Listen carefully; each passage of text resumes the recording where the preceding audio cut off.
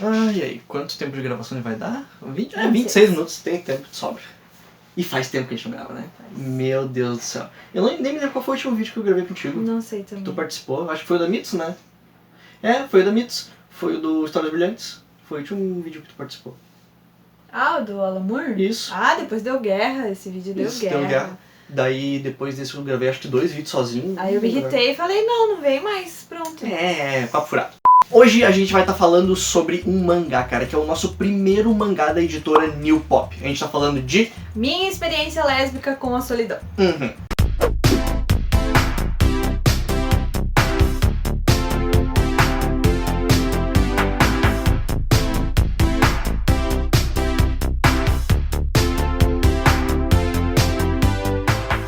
Apesar do nome Minha Experiência Lésbica com a Solidão, isso não é um hentai. E, abre parênteses, a New Pop disse que vai trazer hentai de volta pro Brasil. Ô, New Pop, agora eu tô apaixonado. Minha Experiência Lésbica com a Solidão é um quadrinho que até certo ponto tu pode se identificar, porque ele trata de dilemas da vida adulta, bem como a gente já viu trazendo em Sarah Anderson e toda aquela tristeza de se tornar adulto rápido demais. Mas em determinado tempo, como o nome já diz, tu pode talvez não se identificar mais com a personagem principal por não entender os dilemas da vida de uma pessoa homossexual. Bom, então vamos falar sobre esse lance, né, de como se sentir estranho depois da escola. Porque o mangá ele começa exatamente com isso, né? A personagem principal ali, que é, vamos dizer, a personificação da Kabi Nagata, a autora, ela sai da escola, sai do ensino médio e fica perdida. Ela não sabe o que ela quer fazer na faculdade, ela não sabe se ela quer fazer faculdade, ela decide arranjar um emprego, só que o emprego não é o emprego dos sonhos, então isso acaba causando um pouco de estranhamento, né? E começa ali uma depressão. Então se tu já lidou com alguém que tem depressão, ou se tu já teve isso, tu pode te identificar pra caramba com todo esse sentimento de estar perdido na vida. É muito estranho quando a gente sai do ensino médio porque a gente tá acostumado a ser um tipo de pessoa. E quando a gente precisa de fato amadurecer e entrar, né, num ambiente de trabalho, tudo isso muda. Não que a nossa personalidade de fato mude, mas a gente acaba escondendo coisas boas que a gente tem pra tentar se enquadrar, né, dentro do ambiente de trabalho. Não sei como foi contigo, mas, por exemplo, eu comecei a trabalhar na recepção de um estabelecimento aqui da cidade onde a gente mora, e eu comecei muito cedo, com 17 anos, então os pacientes às vezes olhavam pra mim e pensavam assim, capaz que eu vou ouvir essa guria de 17 anos, então algumas coisas foram obrigadas a mudar naquele período, né, pra que as pessoas também nos levassem a sério, e eu vejo isso aqui com ela também, ela arruma um emprego, que ela faz determinado serviço, e nem sempre ela é levada a sério, e ela também não tá acostumada com aquela rotina de trabalho, então tudo isso ela precisa se enquadrar, junto com toda a estranheza sexual que ela mesma se vê dessa forma, ela se descreve dessa forma. E daí também é engraçado porque, voltando pra questão do ensino médio, ela fala que no ensino médio ela tinha muitas amigas, então a felicidade dela era estar ali com aquelas meninas de manhã e conversar e tudo mais. E quando ela saiu disso, quando ela saiu do ensino médio, ela perdeu todo aquele vínculo de amizade com todas aquelas pessoas que tinham ao redor. E isso provavelmente já aconteceu contigo, né, cara? Quando tu saiu da escola, deve ter percebido que não foram todos aqueles amigos que ficaram. Na verdade, são bem menos de todos aqueles amigos que ficam. Quando ela foi pro serviço, né, ela tentou pegar essa sensação de volta. Ela queria que o serviço fosse como uma segunda família. Só que não é bem assim. Se tu tem as tuas falhas ali, coisa e tal, no serviço, tu vai ser cobrado por isso.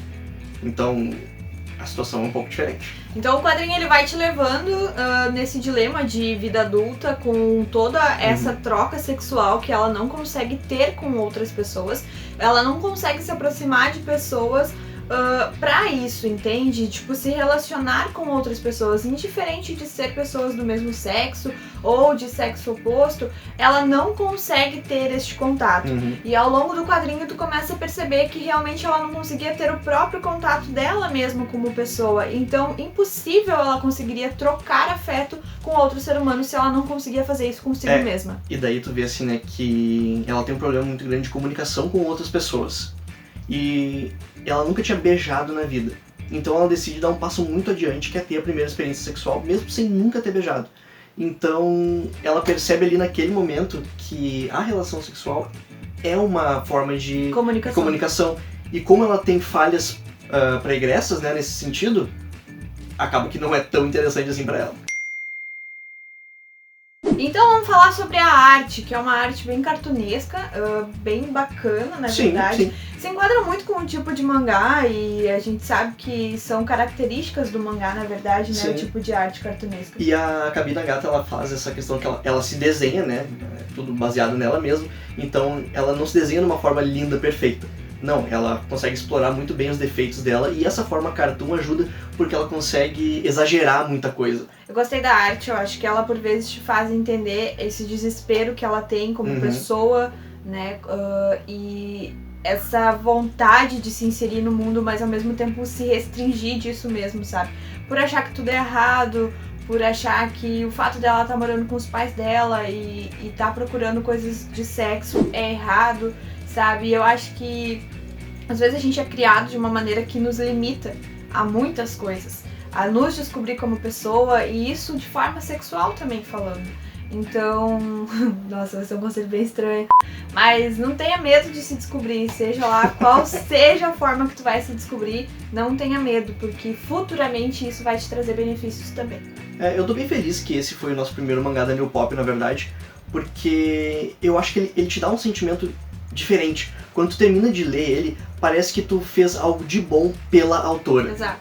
Então, tu vai me entender. Se tu ler esse mangá, tu chegar no final, tu vai entender exatamente isso que eu tô tentando te falar. Porque ela vai ter um textinho ali que ela vai contextualizar algumas coisas e tu vai ter esse sentimento, cara, que ao ler ele completo... Como se tu tivesse sentado com ela, Exatamente. dando a oportunidade dela de te contar a história dela de como fato. se tu tivesse ajudado ela. Como É se isso tu aí. tivesse... exatamente. É isso aí, né? Tu se importasse com ela, com a situação dela e escutasse ela naquele momento. Então, se essa belezinha aqui, minha experiência lésbica com a solidão, te chamou a atenção, apesar desse nome tão comprido e meio estranho, cara, dá uma chance pra esse mangá, porque pra mim é um dos grandes mangás do ano. Muito parabéns pra New Pop por ter trazido essa belezinha aqui. Link aqui, ó, na descrição. E se tu estudar... Línguas estranhas. Eu queria fazer uma edição do capeta aparecendo, se você invocou o demônio sem querer.